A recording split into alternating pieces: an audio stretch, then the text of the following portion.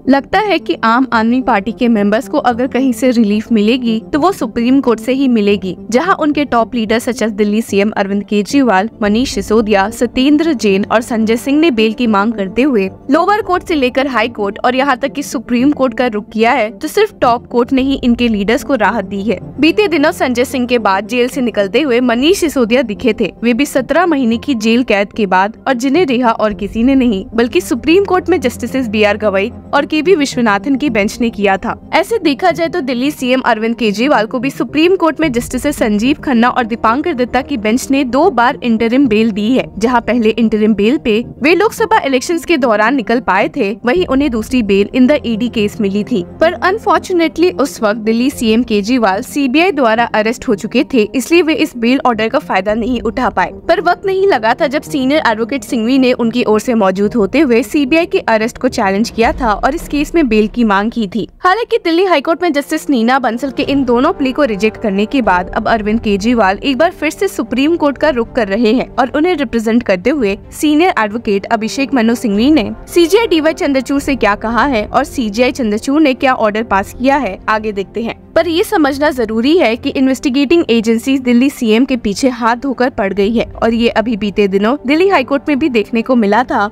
जब बहुत ही कंफ्यूज होते हुए जस्टिस नीना बंसल ने ED से पूछ लिया था कि क्या वे दिल्ली सीएम को इस केस में एक बार फिर से अरेस्ट करना चाहते हैं। ये सवाल जस्टिस नीना ने इसलिए भी पूछा था क्योंकि वे ED द्वारा फाइल्ड उस प्ले की सुनवाई कर रही थी जिसमें ED ट्रायल कोर्ट में जज न्याय बिंदु द्वारा केजरीवाल को दिए गए बेल ऑर्डर को चैलेंज कर रहे थे। पर इस ऑर्डर पर स्टे लगने के बाद इस मामले में कुछ बचा नहीं था, जिसके बावजूद भी ED इस केस में सबमिशंस पेश किए जा रही थी, इसलिए जस्टिस नीना ये सवाल पूछने पर मजबूर हो गई। हालांकि इस पॉइंट पर एक पलट जवाब देते हुए ED की ओर से मौजूद एडवोकेट विवेक ने कहा कि यहाँ पर अरेस्ट का कोई सवाल नहीं उठता है and that no one has declared his arrest illegal. अब इस मामले में दिल्ली सीएम अरविंद केजरीवाल एक बार फिर अरेस्ट हो सकते हैं या नहीं, कहा नहीं जा सकता है। पर आपको बता दें कि आज Delhi high court's decision to uphold his arrest by the central bureau of investigation related to the Delhi excise policy को चैलेंज करते हुए जब दिल्ली सीएम की ओर से senior advocate Abhishek Manu Singhvi CJI DY Chandrachud के पास पहुंचे तो उन्होंने स्टेट किया कि 3 bail orders have been issued under Section 45 of the PMLA, but this bail is denied without applying Section 45। और जिसके साथ ही उन्होंने सुप्रीम कोर्ट बेंच से इस मामले को अर्जेंटली लिस्ट करने की मांग की। ये सुनकर CJI DY चंद्रचूड़ ने स्टेट किया कि सेंड एन ईमेल, जिसके बाद ही वे इस मामले में एक डेट फिक्स करेंगे। पिछले कितने मौकों पर हमने देखा भी है कि कैसे सीनियर एडवोकेट अभिषेक मनु सिंघवी ने CBI द्वारा इस अरेस्ट को एक इंश्योरेंस अरेस्ट बताया था और स्टेट किया था कि CBI didn't intend to and did not have any material to arrest. This is an arrest in the sake of form that if he comes out, it is an additional insurance arrest. I have 3 release orders in my favor. पर वहीं justice Neena Bansal ने CBI द्वारा arrest को upheld करते हुए state कर दिया था कि it cannot be said that the arrest was without any justifiable reason। इसके साथ ही जस्टिस नीना बंसल ने दिल्ली सीएम द्वारा filed bell plea in the CBI case को भी डिसमिस किया था और उन्हें ट्रायल कोर्ट जाने को कहा था। The bench had stated, so far as bail application is concerned, it is disposed of with liberty to approach the trial court। और इसी बात को चैलेंज करते हुए दिल्ली सीएम अरविंद केजरीवाल ने सुप्रीम कोर्ट का रुख किया है और कहा है कि हाई कोर्ट ने अपनी रिस्पॉन्सिबिलिटी पूरी नहीं की है और मामले को ट्रायल कोर्ट के पास भेज दिया है, इसके बावजूद कि बेल देना उनके जुरिस्डिक्शन में ही आता है। The plea stated, The order by High Court has been rendered in a perfunctory and mechanical manner, neglecting the foundational principles of law and disregarding the plethora of judicial precedents laid down by this honorable court, which unequivocally affirm that the High Court possesses concurrent jurisdiction to entertain bail applications. Despite this settled legal position, the Honorable High Court abdicated its jurisdiction, resulting in a grave miscarriage of justice by denying the petitioner the relief of regular bail। Justice Neena Bansal के इस order से कि Delhi CM Arvind Kejriwal को bell की मांग करने के लिए ट्रायल कोर्ट जाना चाहिए, ने उनके लीगल काउंसिल्स को काफी नाराज कर दिया था। Given that the High Court itself acknowledged the relevance of several judgments, both of this honorable court and various high courts which support the exercise of concurrent jurisdiction, Kejriwal has contended। Plea ने इस बात पर भी काफी जोर दिया था कि इस केस में ट्रायल खत्म होने के दूर दूर तक चांसेस नहीं लग रहे हैं और मोस्ट पीपल को इस मामले में बेल मिल चुकी है। The plea has also highlighted the fact The Supreme Court had granted him interim bail in the money laundering case,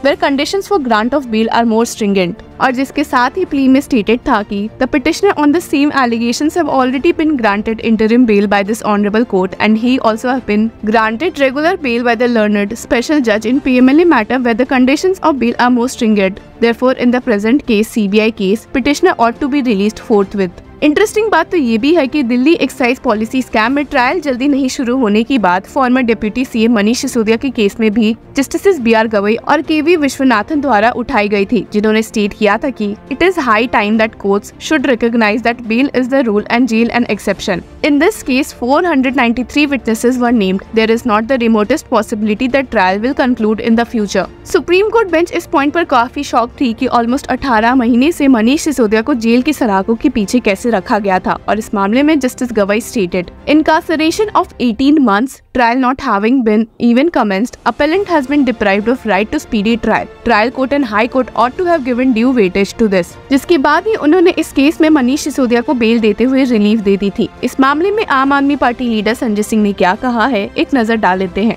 सत्य की जीत हुई है, और मैंने जैसा पहले से कहा कि इस मामले में कोई भी तथ्य, कोई भी सत्यता नहीं थी. जबरदस्ती हमारे नेताओं को पकड़ पकड़ के जेल में रखा गया.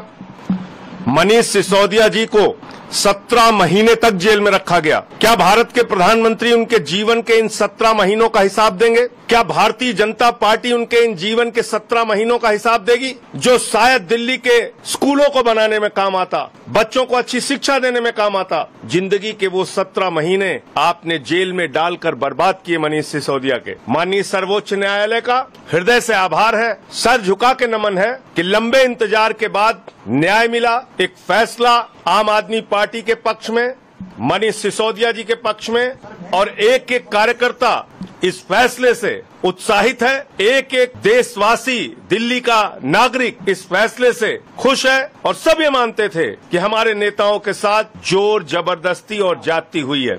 हमारे मुखिया अरविंद केजरीवाल जी को अभी भी जेल में रखा है, सत्येंद्र जैन जी को अभी भी जेल में रखा है. मैं उम्मीद करता हूं जल्दी उनको न्याय मिलेगा. प्रभु से प्रार्थना करता हूं जल्दी वो बाहर आएंगे. और आज ये जो फैसला आया है, मैं समझता हूं केंद्र की सरकार की तानाशाही पर एक जोरदार तमाचा है. इसके साथ ही आपको बता दें कि अ bench consisting of justice Sanjeev Khanna, PV Sanjay Kumar और R माधवन ने दिल्ली CM अरविंद केजरीवाल के उस प्ली की भी सुनवाई की है, in which Kejriwal has urged to dismiss the criminal defamation case filed against him following his retweet of a video posted by YouTuber Dhruv Rathee. और इस मामले में सीनियर एडवोकेट सिंघवी के रिक्वेस्ट पर बेंच ने इसे 6 हफ्तों के बाद के लिए लिस्ट किया है और पुराने ऑर्डर को इनफोर्स रहने को कहा है. तो देखते हैं कि दिल्ली CM अरविंद केजरीवाल को कब जाकर इन सारे केसेस में रिलीफ मिल सकती है. इस मामले से जुड़े रहने के लिए कीप फॉलोइंग लॉ चक्रा.